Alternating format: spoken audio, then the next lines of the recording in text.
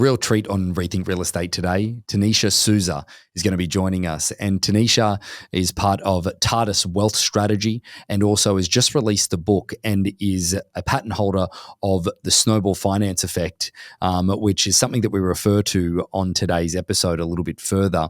We speak about passive income. Now, I say that passive income is a bit of a clickbait thing because we all love the idea of it, but Tanisha and their strategy, her and her husband have been coming up with a strategy or have been refining a strategy and coaching many, many people to their financial freedom for a very long time now. And their strategy, obviously, they're documenting it in their book that has come out just as we're recording the episode. It comes out tomorrow. We'll make sure that we link to it in the podcast notes as well. But we speak about everything from a perspective of how you take a small amount of income every month from a cash flow perspective and how you can get that creating income from a passive perspective to a point that covers your monthly expenses and ultimately gives you the freedom to do ultimately what you're looking to do. And, might also provide you with the opportunity to excel in a particular field because you don't have that financial stress. That's how we liken it to the real estate industry. We make mention of the real estate industry all the way through and how those massive capital events and how we can handle those.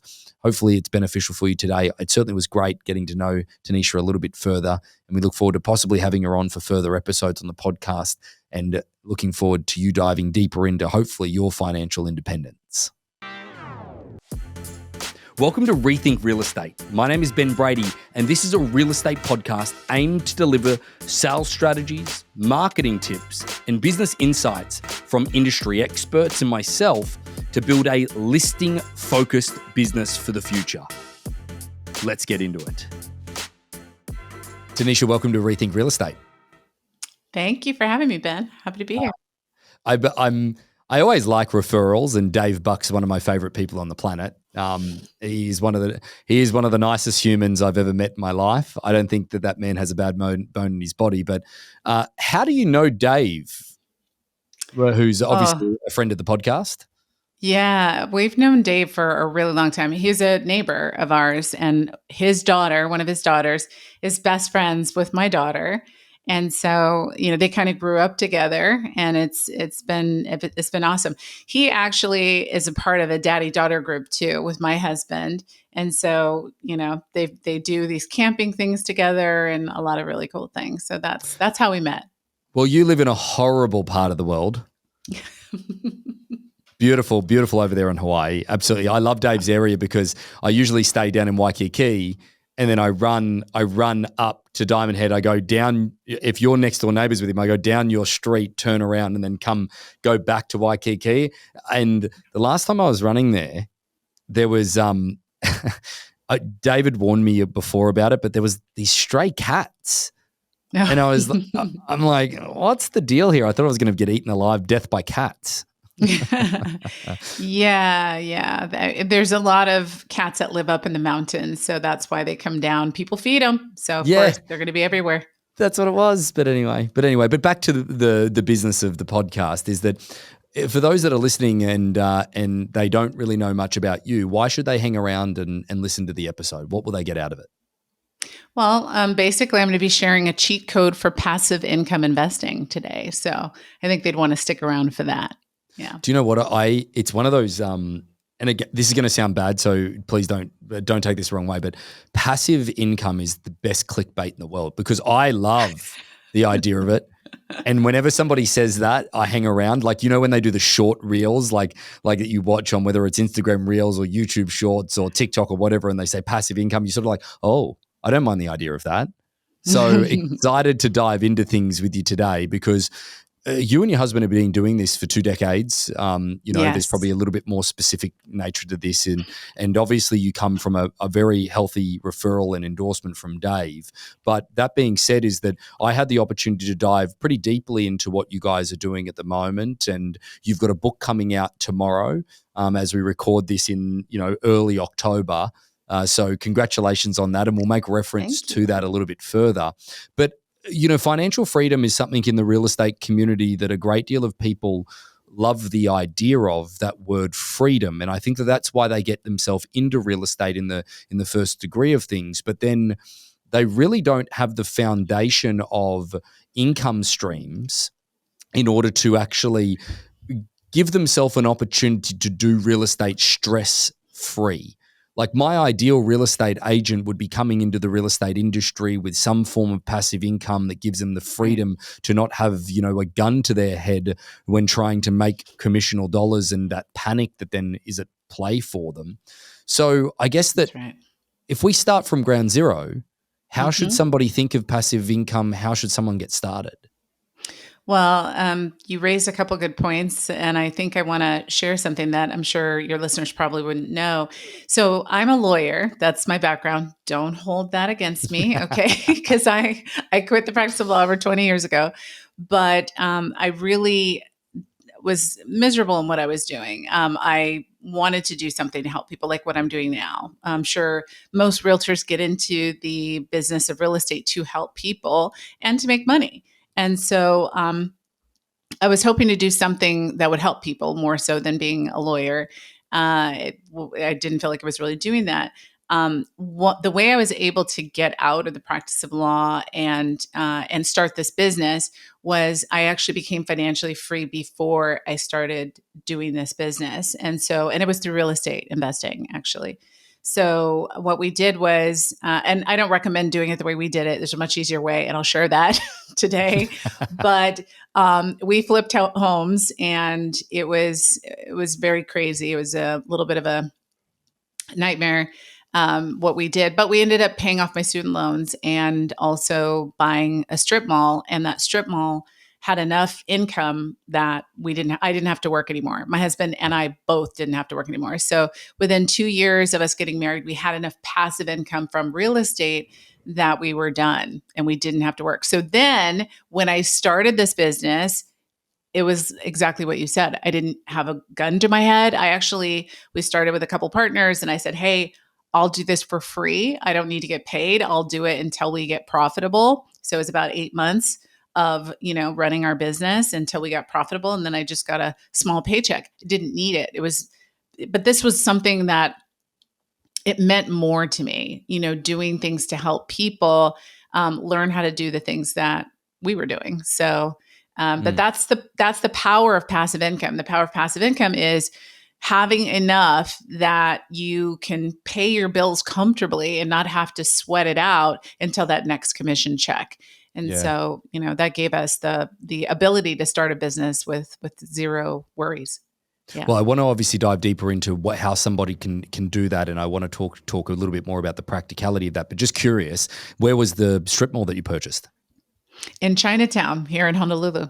Awesome. And then I actually did an auction with Dave and Serge in Chinatown down there. It was a crazy, just to completely dive down a rabbit hole for a second. Dave drops me off and he goes, "Oh, it's in there. I'm going to go find a park." And I'm like, "Hey, bud, this is like a back alley that I feel like I'm going to be stabbed in." And he goes, and he's like, "No, it's just in there. You go, I'll find a park and just go upstairs. Serge is waiting upstairs." And I'm like, "Okay." So I go upstairs and it's a penthouse. And I'm like, and it's this older building and it's right in downtown Chinatown. Like it's right there. And I'm like, so I walk in and I'm like, "Serge, where are we? Is this like a war memorial? Like, this thing is," and I'm like, "Is anyone going to turn up to this thing to bid at it?" And he's like, yeah. We've got 10 or 15 people. We had 30 registered bidders on this property. Right. And it went crazy. And anyway, I was just to complete digress. And sorry, that's a rabbit hole. But do you still own the strip mall in Chinatown? No, we ended up selling it. We sold it. Yeah. We had a few problems with drug dealers and some other things. So we ended up selling it, but we made a huge amount of money for the 10 plus years we owned it. So it was great. Congratulations. That's awesome to hear. I love hearing those stories about stuff like that. But let's I think that there's a part of this that a lot of people, I know that I listen to podcasts when they're in different parts of businesses. Like, for example, I love listening to the All In podcast. I listen to some different ones where some really hyper successful people are sharing their stories. And I just want to try and give a little bit more practicality to the people that are listening, because one, that's what you and your husband do with your company. Tardus is the name of your company, correct? Tardus. Correct. Yep, Tardus. And Correct. Tardus Wealth Strategies. And I think that, the part of this that I want to get into is the strategic side of it, because I think that a lot of people listen to podcasts, I certainly do, and go, oh, yeah, that's okay. Like, yeah, sure, you sold, like there's one where a guy bought into a small shareholding of the Golden Gate Warriors, and they bought it like as a conglomerate for 300 million. They sold it for 3 billion. It's like, okay, well, hang on a second. Like, really? Whereas, but that might be to the same degree to somebody is buying a strip mall in Chinatown in Honolulu. Like how do they get started if they're in ground zero at the moment? How should they look at it? How do they get started? Right. So, for us, we did it with no money down. And, we teach a lot of strategies like that, but this is a little bit unique. So I have a patent on something called the income snowball calculator. And I invented this back in maybe it was 2009 or 2008 and got a patent on it in 2014. And what it does is it utilizes several different types of investments, what we call slow burning fuel, like real estate investing, mortgage notes, and fast burning fuel, which are shorter term amortized income investments. So, like, the crowdfunding real estate type of, things that you can go into, or like prosper.com.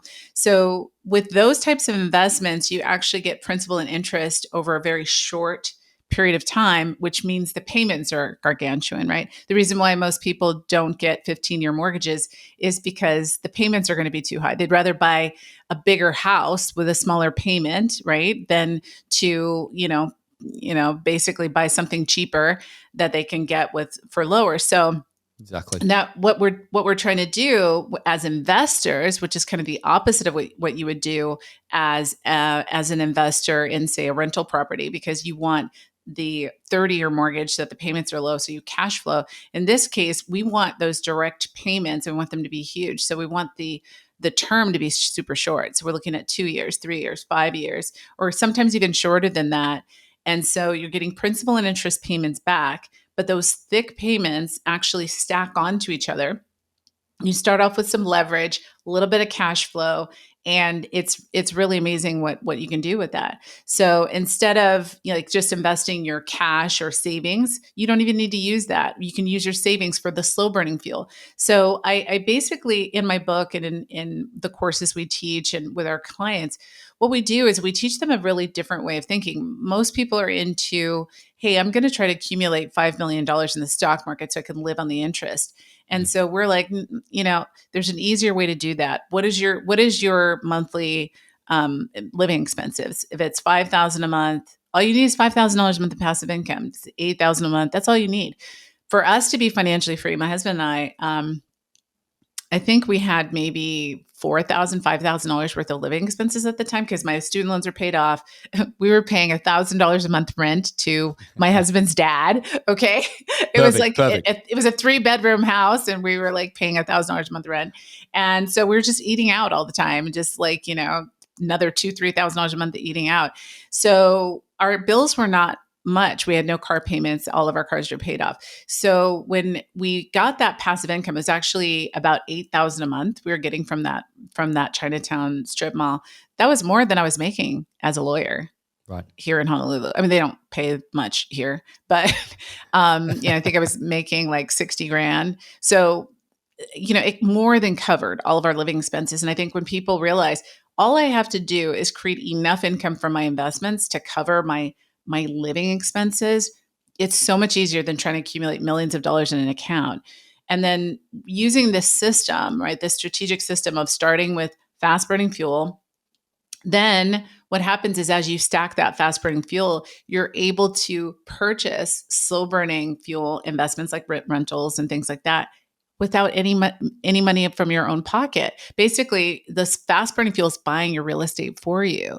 And so you're able to amass a large real estate portfolio quickly without really tapping into your savings or even, using a lot of your own cash. So you do have to use a little bit of your cash flow to start. And for those that don't have cash flow, and some realtors don't, they get these large lump sums and then they live on that for 6 months. We do something called artificial cash flow. So we've worked with a lot of people in commission sales that have these large sales that don't happen frequently, there's a really easy way to do it.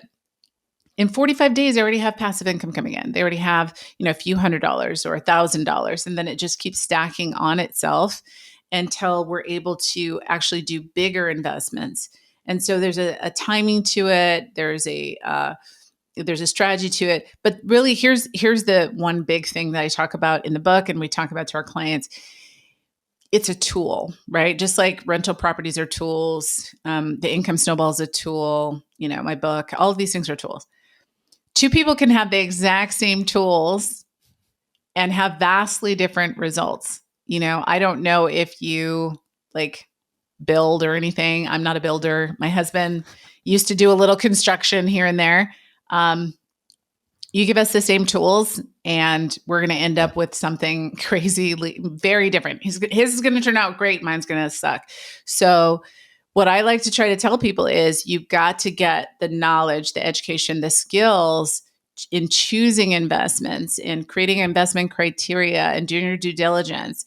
I mean, because if you make a mistake in those first steps, everything else about the income snowball really isn't going to work. So, so those are kind of the caveats that I teach in the book, as well as explain how to get those discounts on the investments, how to do what we were able to do and what thousands of other clients have been able to do.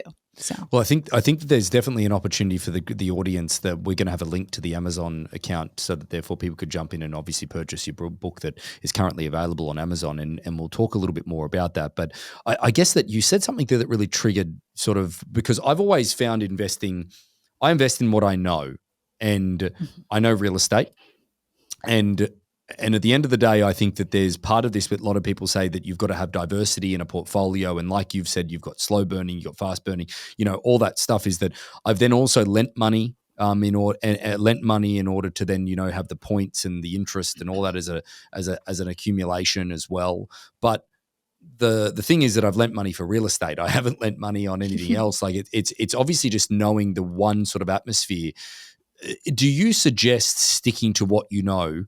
But then this is a two-part question. I'm sorry to load you up on this, but do you stick with what you know, or do you have to diversify and venture out into other parts of or other things as well? And how do you get that knowledge?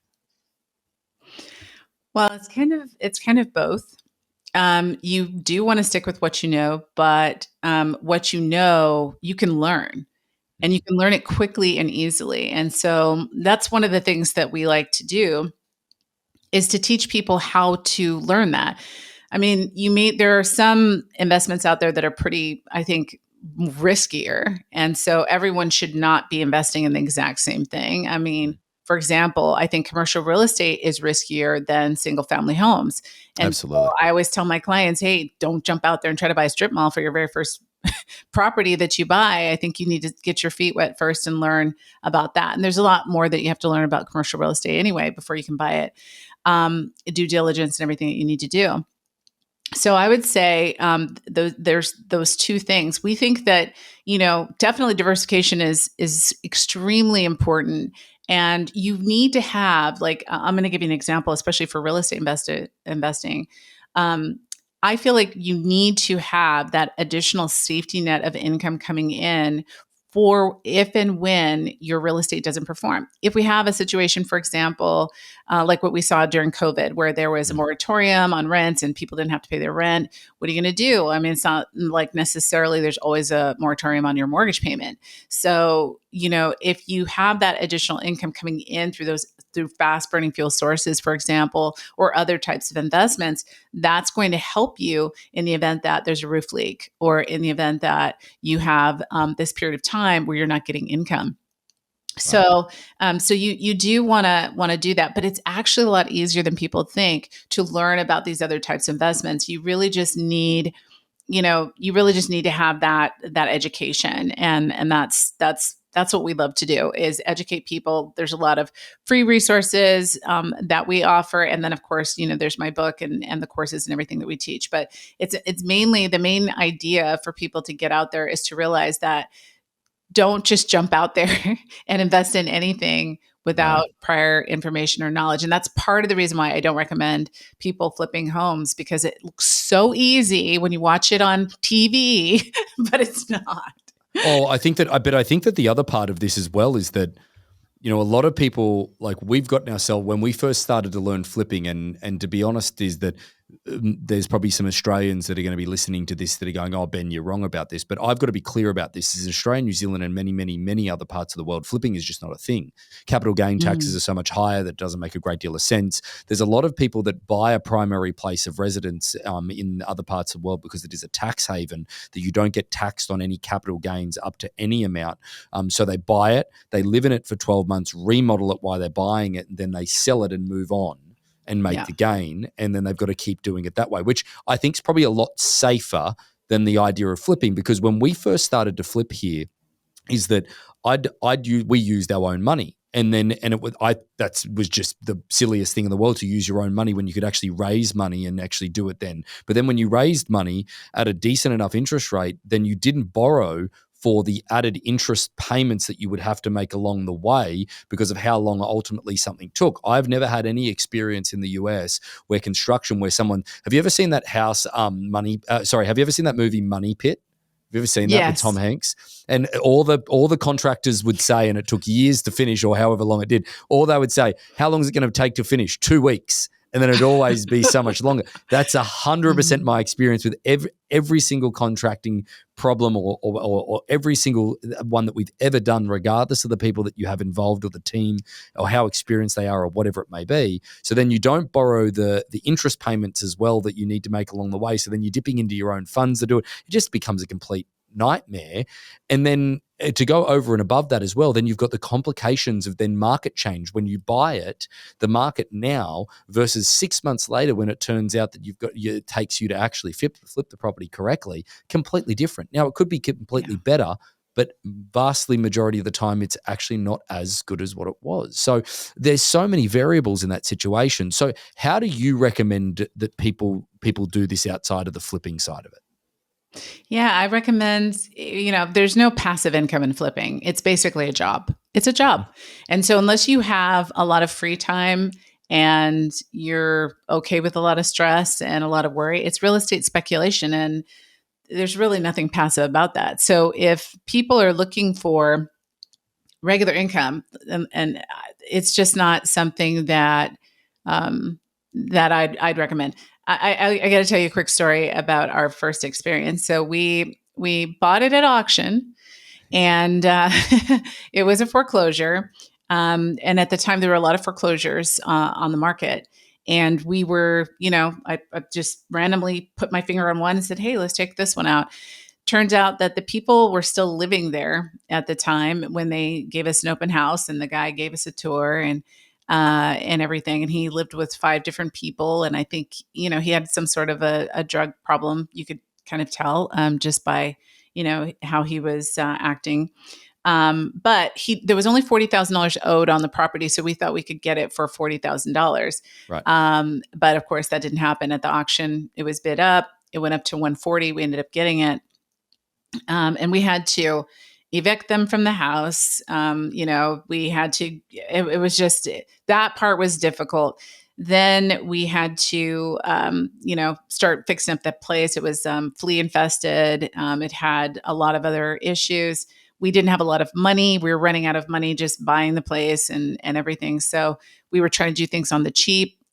And I think, we had a guy who was living there to watch the house for us, and he was selling cars out of the front lawn. Like, we found out that he had a car dealership running out. Like, he had like 10 cars on the lawn. And we're like, wait a minute, just weird stuff. And then, he was all flea bitten too, like all, mad at us because, we had to bomb the house. And, but the thing that was really the icing on the cake was, we didn't buy title insurance because Oh, we just thought we couldn't afford it. And so we oh, didn't do it, and it took us a year to renovate the house, and we went to sell it. They told us that we didn't own it.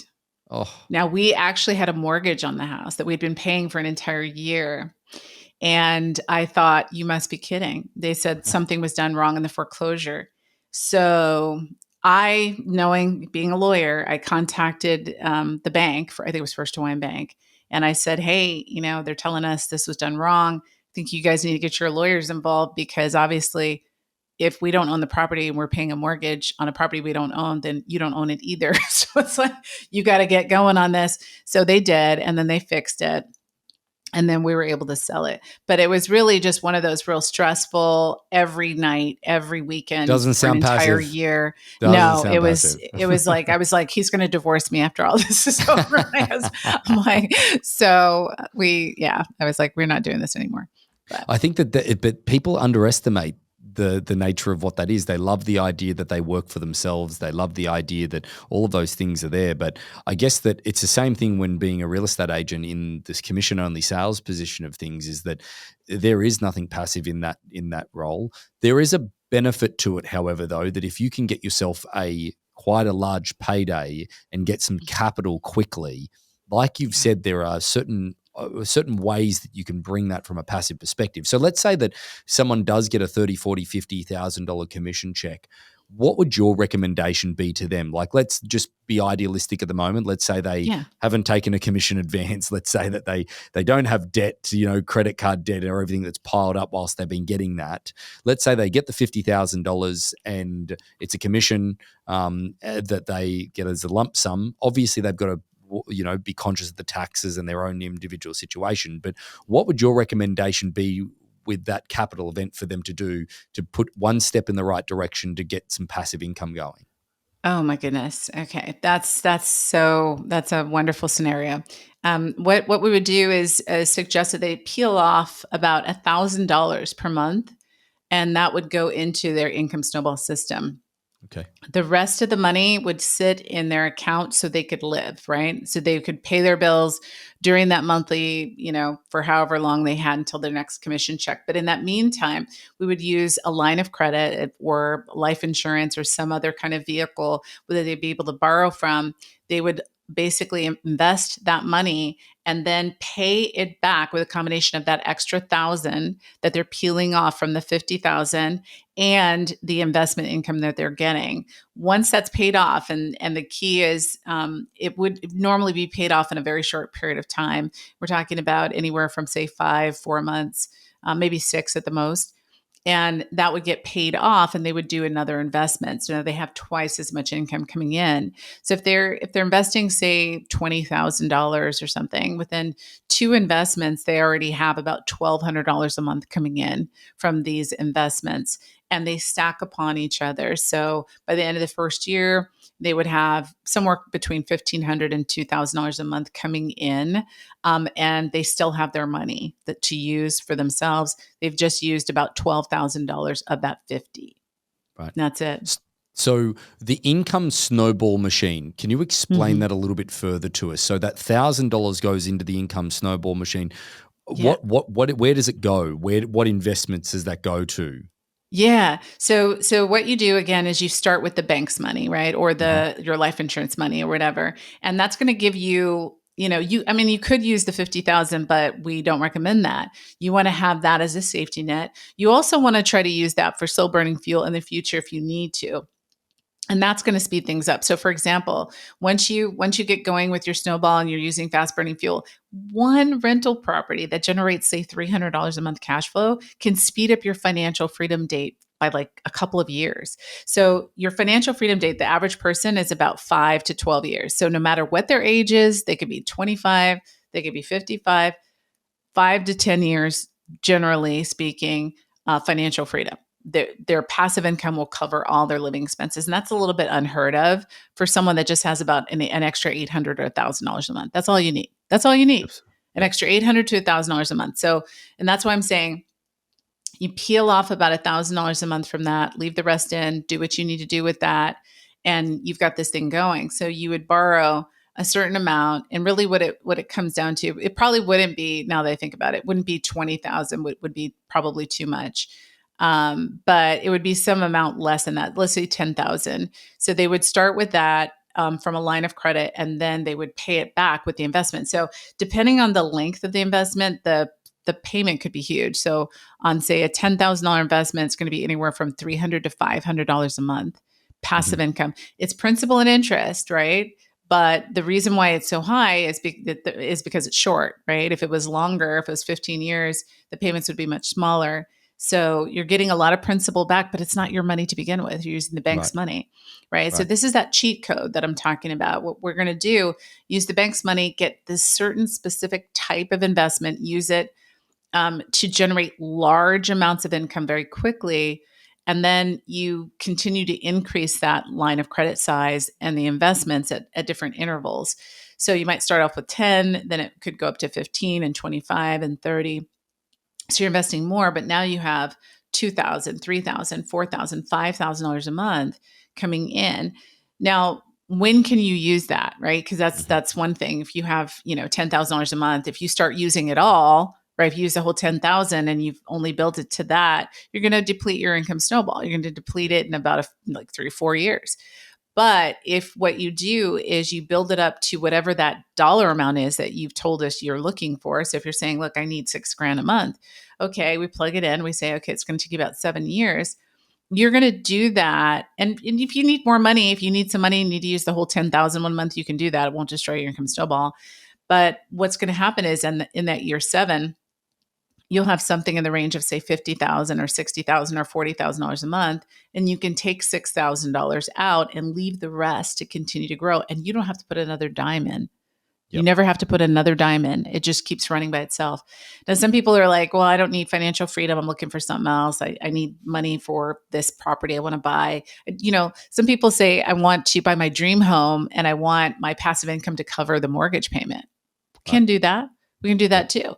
So we can tell you the date that will happen based on the investment you choose, the interest rate, the length of it, how much cash flow you can put in. So there's a bunch of different factors, but run it through the calculator and it's just spits out the result and tells you. And then we tell you step by step. We actually help you make sure that you're picking the right investments, make sure that meets your profile and your criteria, all of that. We just want to make sure that you're doing everything right, that you're developing the skills to be a good investor, not just using tools that you don't know how to use. So it's great. Well, Mhm. I think that sort of gives a really good insight to the factor of that why this process is to simply give it a pitch on a 30-minute podcast is never going to give it justice and going to give the depth that is ultimately needed. I always love the optimism of me going into a podcast of any nature, going, I'm going to come out of this with a bachelor of finance, okay, over a 30-minute episode. But again, I think that there's some really intriguing stuff that we've gone through today, and I want to implore people to actually dive deeper into it. Now, obviously, we're going to have all of your information in the show notes. We're going to have a link to your latest book. We're going to have a link to your company as well, that if anybody wants to take this any further, that absolutely. We're going to be doing hopefully some stuff here in the near future in our own internal company, but those that are external, that's where the way that they're going to be able to reach you as well. But as we sort of round out the episode, I guess that you guys have gone through, when I say you guys, you and your husband have gone through obviously quite a journey. And ultimately there's certain resources that have taught you guys what you've learned along the way. Some of it's going to be learning from experience. Others are going to be your books. Others are going to be podcasts. Those podcasts that we talk about, but then also others are going to be just life hacks in general that you've learned from outside of that. I usually like to ask guests, what's something that they could leave with the group that has had the most influence on them and their journey. Is there anything that you'd like to leave with everyone? Yeah, actually, there are I would say two books and people that have made a huge impact on me. First was Rich Dad Poor Dad. That's what made us go from flipping a house to, actually passive income. But the other one, I'm sure a lot of people haven't heard of. It's old, but it's called The 1 Minute Millionaire. Oh. And I love that book. Like that book was phenomenal. It goes into when you read it, you'll see why I love it so much. But it really does go into some of the psychology behind investing and money. And it really just gives you a lot of practical tips. And that is how we bought the strip mall. Actually, I used a lot of the techniques in that book. So it was Well, very again, awesome. That's invaluable as far as that's concerned, is because you guys have obviously proven the factor of everything that those books have put out, and then obviously your own theory involved as well. So again, and we implore people to reach out to yourself, and we thank you, Tanisha, for everything that you've given us today, and we look forward to hopefully a good relationship into the future as we sort of discover the income snowball a little bit further. Yes, that's going to be exciting. Wonderful. Well, thanks again for joining us on Rethink Real Estate. Thanks for having me, Ben. Bye. So about 75% of our audience hasn't liked, followed, or subscribed to our podcast. It would mean the world to us, and it would help this podcast more than you know to expand our reach if you were to like, follow, or subscribe on any of the platforms that you're watching or listening on. Thanks again.